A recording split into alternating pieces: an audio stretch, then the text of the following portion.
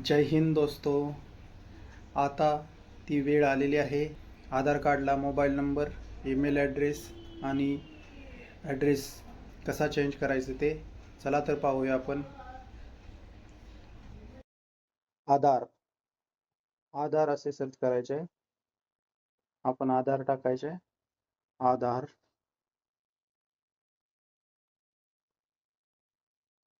आधार app टाकायचं आहे.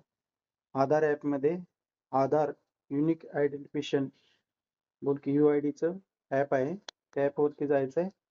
ते ॲप इन्स्टॉलेशन करून घ्यायचं. केल्यानंतर सिम कार्डवरती जे बी सिम कार्ड आहे, कोणतं बी सिम कार्ड चालेल, आधारला लिंक नसेल तरी बी चालेल, सेंड SMS करायचं आहे. सेंड SMS केल्यानंतर व्हेरीफाय होईल. त्याला अलाव करा. आपला नंबर व्हेरीफाय होईल. नंबर व्हेरीफाय झाल्यानंतर थोडा टाइम लागेल नंबर व्हेरीफाय व्हायला. पहिल्यांदा SMS जातो, नंतर नंबर व्हेरीफाय झाल्यानंतर टाइम लागतोय थोडा, झालेला आहे.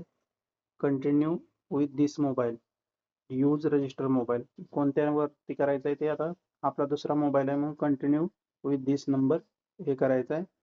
नंतर हे ऑटोमेशन केली साठी आपल्याला ओके. 3 वेळाच आपल्याला चान्स भेटतो. 3च्या पेक्षा जास्त चान्स भेटत नाही. त्यामुळे 2 ह्याच्यातच करून घ्यायचं आहे.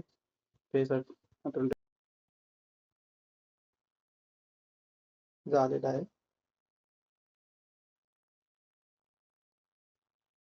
फेस ऑटोमेशन झालेलं आहे. 2 वेळा डोळे आपले हे करायचे आहेत. आता इथं आपला पिन बनवायचा आहे आपल्याला. 6 अंकी पिन कोणता बी तुम्ही बनवू शकता, जे तुम्हाला लक्षात राहील असा. ओके करायचं आहे, त्याला कन्फर्म करायचं आहे तोच पिन डबल टाकून.